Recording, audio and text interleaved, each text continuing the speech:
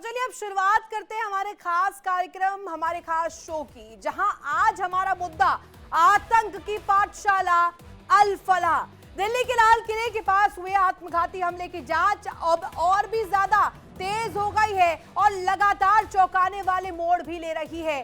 सबसे बड़ा खुलासा, अल फलाह यूनिवर्सिटी जिससे जुड़े 15 से ज्यादा डॉक्टर संदिग्ध तरीके से गायब है। 2 दिनों से लगातार हो रही यहाँ पर रेड्स में ये एजेंसियां पता लगा रही हैं कि किस तरीके से यहाँ पर जो डॉक्टर हैं वो इसमें संलिप्त सीधे सीधे पाए गए हैं। और आपको बता दें, डॉक्टर सीधे सीधे आतंकी मॉड्यूल से यहाँ पर जुड़े थे या फिर ब्लास्ट के बाद पैदा हुए डर और दबाव में यूनिवर्सिटी से फरार हो गए, ये बड़ा सवाल है। हालांकि एजेंसियां अब इन सभी मिसिंग डॉक्टर्स की लोकेशन, इनकी मूवमेंट और डिजिटल ट्रेल खंगाल रही है। इधर आज भी लाल किले के बाहर सुरक्षा एजेंसियों का आना जाना जारी है। यानी पुलिस ने 64 जो है अधिक सीसीटीवी कैमरों का एनालिसिस किया है और एनालिसिस करके आत्मघाती हमलावर डॉक्टर उमर के अंतिम घंटों की पूरी टाइमलाइन, ये पूरी क्रोनोलॉजी तैयार कर ली है। फरीदाबाद से उसकी नाइट मूवमेंट कैसे हुई, रास्ते में हर स्टॉप और धमाके से ठीक पहले उसकी हर गतिविधि तक नजर रखी गई। यही नहीं, जांच में सामने आया कि डॉक्टर उमर, डॉक्टर मुजम्मिल और डॉक्टर शाहीन तीनों अल फलाह यूनिवर्सिटी से जुड़े थे।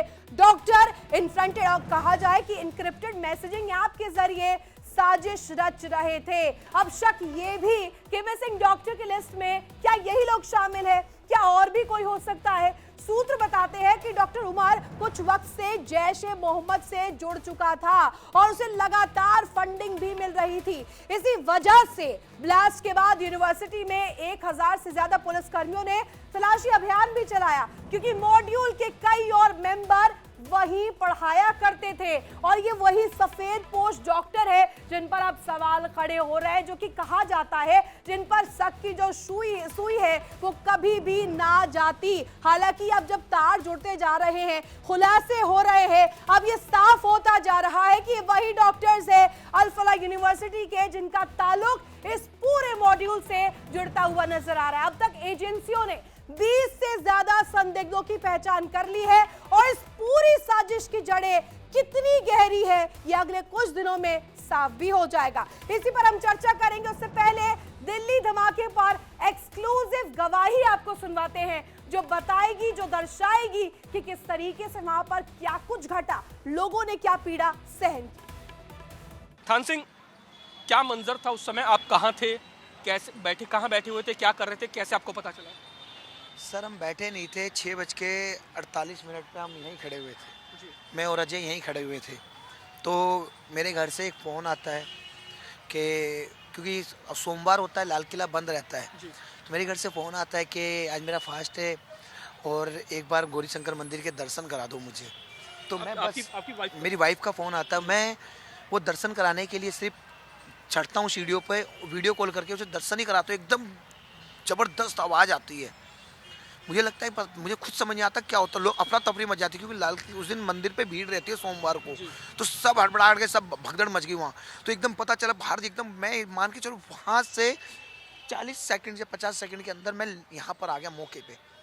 और जब देखा मैंने, अफरा तफरी मची थी, अंधेरा छाया हुआ था पूरे चारों तरफ, गाड़ियों में आग लग रही थी, कभी इस गाड़ी में आग, कभी उस गाड़ी से आग, पटाखे बज रहे थे गाड़ियों में और फिर लोग बाग चिल्ला रहे थे बचाओ बचाओ बचाओ बचाओ। तो हमने जो लोग फंसे हुए थे उन लोगों को वहाँ से निकाला। कई लोग रिक्शों में फंसे हुए थे, कोई बैटरी रिक्शों में, कई गाड़ियों में फंसे थे, कई ऑटो के नीचे फंसे थे, तो सबको ऊपर उठा उठा के फटाफट उन लोगों को बाहर निकाला। और जो उन्हें सबसे पहले फर्स्ट उन्हें बाहर निकाल के उन्हें जो नज़दीक का हॉस्पिटल है वहाँ पहुँचाया, LNJP हॉस्पिटल। हमें नहीं पता था कि हो क्या रहा है, हम तो ये था कि जिसको पकड़ा हॉस्पिटल पहुँचा, जिसको पकड़ा, एक आदमी तो पूरा जला हुआ था और उसे वो इधर उधर घूम रहा था, कोई पहुंचाने वाले से उसको फटाफट पकड़ा। उसको फटाफट से एम्बुलेंस का वेट ना करते हुए तुरंत ही मैंने उसे रिक्शा और ऑटो में बैठा के उसके एक आदमी उसके साथ बैठा के उसे हॉस्पिटल भिजवा दिया, जिससे कि उनकी जान बच सके हमारा। और एक लेडीज़ जो बेचारी बहुत जबर, उसके एक इंसान की उसकी फैमिली मेम्बर होगा, उसके पास बेचारी लेटी हुई थी, आदमी चिल्ला रहा है, उसकी सांसें चल रही थी, उसको वहाँ से मैंने गोदी में उठाया और मुझे नहीं पता था कि हो क्या रहा है, पर मुझे तो ये था कि इन लोगों को किसी भी तरीके से बचाना है। किसी भी तरीके से इन्हें बचा के हॉस्पिटल पहुंचा दूं। और वही मैंने किया, उन सब लोगों को हॉस्पिटल पहुंचाया। 15 से 20 लोग थे जिनको हमने फटाफट फटाफट हॉस्पिटल पहुंचाते रहे। हमें नहीं पता कि क्या हो रहा है क्या नहीं हो रहा, किसको कॉल करनी है किसको नहीं करनी। हमें तो ये था कि और कहीं ब्लास्ट ना हो जाए। लोग बाग डर रहे थे, पर यहाँ की जो जो नॉर्मल जो यहाँ की लोकल पब्लिक है उन्होंने हमारा बहुत साथ दिया फटाफट, क्योंकि वो पुलिस को देख के उनका भी एक मनोबल बढ़ा और वो भी हमारे साथ आई। ऑटो रुकवा रही है, बैटरी रिक्शे रुकवा रहे हैं और खुद साथ में हॉस्पिटल भाग भाग के जा रहे हैं। तो यहाँ की लोकल पब्लिक ने हमारा बहुत साथ दिया है। अजय, उस समय आप कहाँ थे? सर मेरी पोजीशन उस समय जिस टाइम ये धमाका हुआ 4 नंबर मेट्रो स्टेशन से थोड़ा पीछे था। इसमें ये पीछे जो है, ये 4 नंबर मेट्रो से थोड़ा पीछे था जिस टाइम धमाका हुआ। धमाका होते ही चारों तरफ अंधेरा छा गया, काला काला सारा हो गया। पब्लिक भागने लगी, लोग चिल्लाने लगे, इधर उधर भाग रहे थे। जो इंजर्ड थे मैंने सबसे पहले स्पॉट पे पहुंचकर इंजर्डों को उठाया।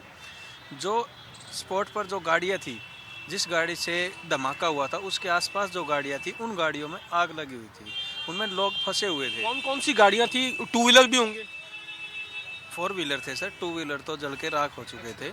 4 व्हीलर थे, उनके शीशे तोड़े गए, गाड़ियों को खिड़की वगैरह खोल ली गई जो नहीं खुल रही थी, और सीट बेल्टें काट के उन खींच के वो लोगों को बाहर निकाला गया। और जहाँ जैसे भी रिक्शा ऑटो जो भी मिला उसमें तुरंत हॉस्पिटल के लिए भेज दिया। और अजय, इसका सबसे ज़्यादा मैं कुछ ही सेकंडों में पहुंच गया था वहाँ, लेकिन हमारी चौकी का जो स्टाफ था, चौकी के थोड़ा सा नज़दीक होने के कारण चौकी का 1 मिनट के अंदर ही चौकी का सारा स्टाफ, हमारे चौकी इंचार्ज साहब विनोद नैन और तमाम चौकी का स्टाफ यहाँ मौके पर आ गया, जिससे सारे लोगों को बड़ी हेल्प मिली।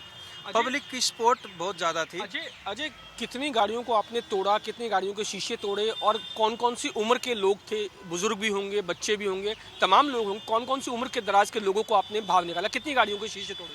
सर 3-4 गाड़ियों के कम से कम शीशे तोड़े गए, और जवानी थे। एक लेडीज़ थी जो नीचे अपने एक दोस्त साथी था, कौन था, उसके साथ नीचे लेटी हुई थी, उसको उठा के गोदी में यहाँ जो भी नज़दीक ई रिक्शा थी उसमें बैठाया। उसमें बैठाने के बाद ही जो नज़दीक का हॉस्पिटल था, नज़दीक के हॉस्पिटल में भिजवाया। तो देखिए, दिल्ली धमाके की आंखों देखी यहाँ पर ये दोनों ही हेड कांस्टेबल जो है वो बयां करते हुए नजर आए किस तरीके से वहां पर हालात थे, वहां का मंजर कैसा था। ये दोनों ही हेड कांस्टेबल बखूबी जिस तरीके से बता रहे थे, इस पर्सपेक्टिव से समझा जा सकता है कि वहां पर क्या कुछ हुआ। अब चलिए डिस्कशन को मैं ओपन करती हूँ। मेरे साथ मेरे 2 पैनलिस्ट जुड़ रहे हैं। रक्षा विशेषज्ञ रिटायर्ड कर्नल मनोज कुमार, इसके साथ साथ दिल्ली पुलिस के पूर्व एसीपी AK सिंह भी हमारे साथ जुड़ गए। आप दोनों का ही बहुत स्वागत करती हूँ इंडिया डेली पे। सबसे पहला सवाल मेरा सर AK सिंह सर से रहेगा, और इसके अलावा हमारे साथ क्योंकि मनोज कुमार जी भी जुड़े हुए हैं, इसी पर मैं आपसे भी चाहती हूँ जानकारी सर। लेकिन सबसे पहले AK सिंह सर, देखिए हम जिस तरीके के ये मॉड्यूल देख रहे हैं, 8 शहर है और हर एक किरदार जो है व्हाइट कॉलर किरदार है। और क्योंकि हम जब अब सुना रहे थे आंखों देखी मुंह जुबानी जो वो हेड कांस्टेबल बता रहा था, वो क्या दर्शा रहा है सर? आपके चश्मे से समझेंगे। अब मेरा चश्मा तो एक पुलिस अफसर से हटके राष्ट्र प्रेम की ओर जा रहा है जी। आज मैं आपको एक पुलिस अफसर की तरह बात नहीं करूंगा। अब मैं ओपनली कह रहा हूं आपको कि this is a war against India. गजबाए हिंद और भगवाए हिंद, इन दोनों का जंग अब शुरू हो चुका है। आपको मैं स्पष्ट बोलना चाहता हूं इस आज आपके चैनल के माध्यम से जी। कि जो कहा जाता है कि आतंकवादी को लोग क्यों बोलते हैं कि ये मुसलमान है, मुसलमान को क्यों बदनाम करते हैं, तो मेरा कहना यह है कि मुसलमान को हम बदनाम नहीं कर रहे हैं। और बदनाम ही करना होता तो 9% से लेके आज 25% की आबादी हिंदुस्तान में मुसलमान नहीं होता। हर आतंकी ही मुसलमान क्यों है, आज सवाल ये है। मैं बहुत दुख होता है ये आपसे बात करते हुए कि हमारा हिंदुस्तान में हमारी जमीन पे लोग रहते हैं, हमारा खाना खाते हैं, हमारे टैक्स के से उनको डॉक्टर इंजीनियर बनाया जाता है, और सारे डॉक्टर्स इस तरह की तालीम लेके हिंदुस्तान में ही बीच में छुरा घोंप रहे हैं कितने जयचंद मिलेंगे आपको, कितने विभूषण मिलेंगे, इसकी कल्पना अभी आप कर नहीं सकते। जो मॉड्यूल खुल रहा है आप आने दीजिए, अभी आने वाले समय में पता चल जाएगा जी कि this is a war against India, internal right war. I am telling you कि क्योंकि इन लोगों को नस्तानाबूद करना, इनके मूवमेंट्स को आइडेंटिफाई करना बहुत जरूरी हो गया है हमारे लिए। अदरवाइज हमारे पड़ोस में कौन है, हमें आंख खोल के रहना बहुत जरूरी हो गया है। सेना हमारी बॉर्डर को सुरक्षित कर रही है। इंटरनल जो ये जो पनप रहे ना ये लोग, ये सारे आतंकवादी ही नहीं कहूंगा, मैं तो कहूंगा कि इतने जल्लाद किस्म के इंसान हैं जी जो अपने भाइयों को मार रहे हैं। जो जो लाल किले में भीड़ में जो हम इनोसेंट मारे गए, क्या आतंकवादियों में से कोई जो जो आतंकवादी की घटना कर रहे हैं, क्या उनमें से उनका कोई रिश्तेदार नहीं हो सकता था क्या? व्हाट बिल्कुल दे आर डूइंग, अपने ही लोगों को, अपने रिश्तेदारों को, अपने भाइयों को, बंधुओं को, अपने देश के लोगों को मार रहे हैं। ये कैसा इनका इनका इनकी माइंडसेट है भाई? सर कुरान इससे कुरान इससे बोलते रहते पाकिस्तान हैं। झुठला नहीं सकता है। सबसे इम्पोर्टेंट यही हो जाता है कि पाकिस्तान कितना भी चाहे इससे पल्ला झाड़ने की, लेकिन इससे झुठला नहीं सकता कि भारत में अभी भी वहां से एक्टिवेटेड जो मॉड्यूल्स है, जो स्लीपर सेल्स है, वो अभी भी एक्टिव है। और अभी हम जब कहें पहलगाम आतंकी हमले के बाद ये सुपर एक्टिव हो चुके हैं। जैश की यही तो मुहिम है सर। मैं वापस से आपके पास आऊंगी, लेकिन मनोज कुमार सर हमारे से जुड़े हुए हैं। Manoj Kumar sir, very good morning sir. और ऐसे में आपसे मैं ये पूछना चाहूंगी सर कि जिस तरीके से नया पैटर्न फॉलो किया जा रहा है आतंक का, ये जो नया मॉड्यूल है, ये मॉड्यूल क्या बता रहा है? इसमें लिट्टे की तरीके से फिदाइन अटैक भी किया जाता है। इसमें अगर हम कहें जैश महिलाओं का इस्तेमाल करता है। शाहीन जो पकड़ी गई है लखनऊ से, उसका जब नाम सामने आ रहा है नंबर 1 वांटेड के तौर पर, वो भी डॉक्टर है, सफेद पोश है। ये क्या दिखा रहा है सर? देखिए, बहुत दुर्भाग्यपूर्ण है कि जिस प्रकार की जो घटनाएं अभी हो रही हैं हमारे देश में, पढ़े लिखे लोगों द्वारा की जा रही है, और ये बहुत खतरे की घंटी बजाता है। और हमें समझना चाहिए इसके पीछे, जैसा कि एके सिंह साहब ने बताया, जी ये वॉर है। और ये वॉर कौन छेड़ रहा है? जंग छेड़ रहा है पाकिस्तान, हमारा जो हमसाया मुल्क है। उसका काम ही यही रहा है शुरू से कि हमारे खिलाफ किसी ने, उसको मालूम है कन्वेंशनल युद्ध में हमारे खिलाफ वो कुछ कहीं खड़ा नहीं हो सकता है। तो उसको सब कन्वेंशनल वॉरफेयर के द्वारा, यानी टेररिज्म के द्वारा, जो क्या बोलेंगे, लो इंटेंसिटी वॉरफेयर कहिए, हाइब्रिड वॉरफेयर कहिए, इस प्रकार की जो भी प्रणालियां इस्तेमाल करके वो भारत के खिलाफ जो भी कर सकता है कर रहा है। और इसका खास कारण ये है कि पाकिस्तान में अभी तक पॉलिटिकल स्टेबिलिटी नहीं आई है। इतने सालों में 3 दशक से ज्यादा वहां पर मिलिट्री का साम्राज्य रहा है, उनका शासन रहा है। और अभी भी जो वहां पे शासन है उसको किसी भी तरह से कतई पॉलिटिकल नहीं कहा जा सकता। वो हाइब्रिड पावर शेयरिंग चल रही है, जिसमें मिलिट्री पूरी तरह से शामिल है। इनफैक्ट मिलिट्री के द्वारा ही ये सरकार खड़ी की गई है, क्योंकि वहां जो पॉपुलरली इलेक्टेड गवर्नमेंट थी पाकिस्तान की, उसका इमरान खान तो जेल में है। ये तो सत्य है। और वो इमरान खान चीख चीख के बोलते रहे जब वो जेल भेजा जा रहा था कि इसमें अमेरिका का हाथ है। और इसमें क्या लगता नहीं है आपको? यही जो पॉइंट आपने टच किया है, मुझे ऐसा लगता है कि पाकिस्तान यही जो है चीज छुपाने की कोशिश करता है कि वहां पर मिलिट्री एक्शन किस तरीके से प्रभावी हो रहा है, रादर देन वहां की जो जनता डिसाइड करती है, जो सरकार चाहती है, वहां पर वो नहीं चलती है। वहां पे पूरी तरीके से मिलिट्री एक्शन को सुपर इम्पोज करके आगे लोगों के सामने पेश किया जाता है। वापस आपके पास आऊंगी सर। एके सिंह सर से मैं एक जानकारी चाहूंगी सर, ये जो बात हम कर रहे हैं अल फलाह यूनिवर्सिटी की, ये आतंक की पाठशाला के तौर पर निकलकर सामने आ रही है। एक एक किरदार आप उठाइए ना सर, एक एक किरदार, चाहे हम शाहीन की बात करें, चाहे हम बात मुजम्मिल की करें या आदिल की करें, उसका कनेक्शन अल फलाह से है, उस यूनिवर्सिटी से है जहां पर कहा जाता है कि जो स्टूडेंट्स हैं, जो नए नए यूथ में कहीं ना कहीं सबसे टैलेंटेड कैलिबर के साथ वहां पर पहुंचते हैं, अपने टैलेंट को और ज्यादा रिफाइन करने के लिए यूनिवर्सिटी में पढ़ाई करते हैं, वहां पर इस तरीके की साजिश हो रही है सर। और नाम भी सारे जब इस तरीके के सामने आते हैं, खान, शहीद, इसकी तरह के नाम जो सामने आते हैं, ये क्या दर्शा रहा है सर? जब सवाल सेक्युलरिज्म पे खड़ा किया जाता है तो ये क्यों नहीं देखते हैं कि यहां पर तो सारे मुस्लिम नेम्स ही सामने आ रहे हैं? ये यूनिवर्सिटी तो था ही नहीं जी, ये तो इन्होंने, आतंकवादियों ने एक नया तरीका अपनाया था। नायाब तरीका अपनाया था हिंदुस्तान में आतंक फैलाने का। आप मोटा मोटी आपको एक लेमैन की भाषा में बताऊं तो जो मैं आपको बताना चाह रहा हूं, कश्मीरी जो आतंकवादी हैं उनको बोलो कि पैसा हम दे रहे हैं, तुम डॉक्टर की डिग्री ले आओ, कहीं से भी ले आओ, चाइना से ले आओ, कहीं से भी ले आओ, कैसी डिग्री मिलती है भगवान जाने, और अपना नौकरी पाओ अल फला यूनिवर्सिटी में, क्योंकि ये हमारा टेरर का मॉड्यूल है। और उसके बाद यहाँ पे तुम भारत में आतंकवादी गतिविधियों पैदा करने की साजिश रचो, कमरा नंबर 13 में बैठ के बातें करो। यहाँ पे फरीदाबाद में इतनी सुनसान जगह पे है, एजेंसी को पता नहीं चलेगा, यूनिवर्सिटी का नाम दे दिया, फर्जी वेबसाइट पे डिक्लेयर कर दिया कि हम रिकॉग्नाइज्ड हैं, जबकि साले कोई सब कुछ गलत हो गया। 2 दिन में इसका यूनिवर्सिटी की मान्यता रद्द हो गई है। अब आप सोचिए, तुर्की से और जर्मनी से 11 करोड़ की फंडिंग हुई पड़ी है, उसकी जांच अभी सब कुछ हो रही है। अब ये सोचो ना कि हिंदुस्तान को दहलाने के लिए कितने बड़े पैमाने पे, कितने कोल्ड ब्लडेड वे में साजिश रची जा रही थी। हमें तो सलूट करना चाहिए कश्मीर के उन एसएसपी साहब का जी, जिन्होंने एक दीवार पे लगा पोस्टर देखा। हमारे आपके लिए, एक लेमैन के लिए, कॉमन मैन के लिए वो पोस्टर था, हाँ। बट उनकी नजरों में पोस्टर नहीं था, वो उनकी नजरों में वो का टेरर का मैसेज था।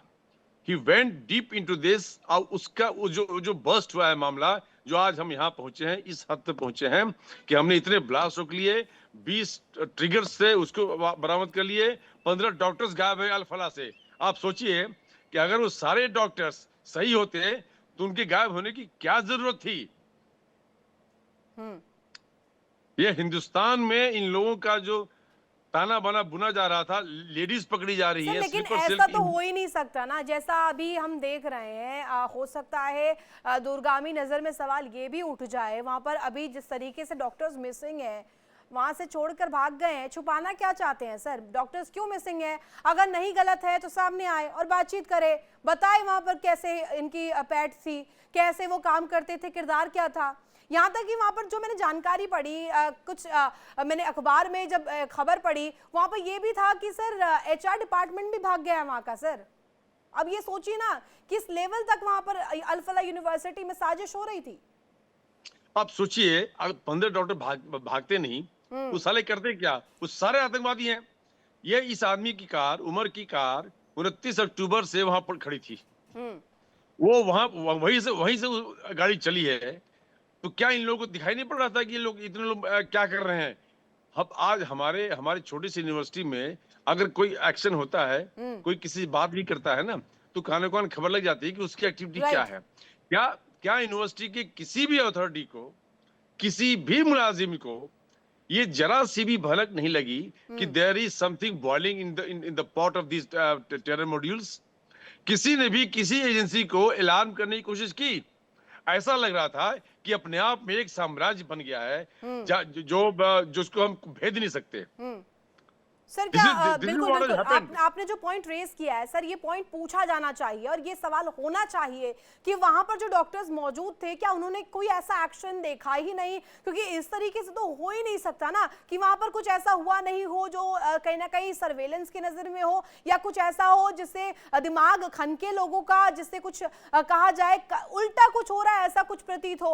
लेकिन जब ये लोग भाग जाते हैं तो ये भी सामने आता है कि हो सकता है कि इनकी भी मिली भगत हो क्लियरली। मनोज कुमार सर, मेरा आपसे अब ये सवाल रहेगा, क्योंकि कहा जाता है कि NAAC जो है एक्रेडिटेशन देता है कॉलेजेस को, वो लगातार प्रमोट करता है और लोगों को बताता है कि कौन कौन से कॉलेजेस है, कितने कैलिबर के यहाँ पे स्टूडेंट्स प्रोड्यूस किया जाता है, कितने कैलिबर के स्टूडेंट्स यहाँ से निकलते हैं, किस तरीके से हमारे देश में और जो उन्नति हो रही है, डेवलपमेंट हो रहा है, उसमें भागीदार बनते हैं। लेकिन अल-फला यूनिवर्सिटी, वहां का स्टूडेंट भी कोई भला ऐसा कर सकता है क्या सर? वो तो ऐसी इस तरीके की हरकत कर रहे हैं जहां पर देखिए दिल्ली में, राजधानी में ब्लास्ट की पूरी तैयारी करके बैठे थे सर, और अमोनियम नाइट्रेट इतनी भारी मात्रा में। देखिए ये आपके इस पे चैनल पे भी दिखा रहे हैं कि 40% से ज्यादा स्टूडेंट यहाँ पर कश्मीर के थे, जम्मू कश्मीर के।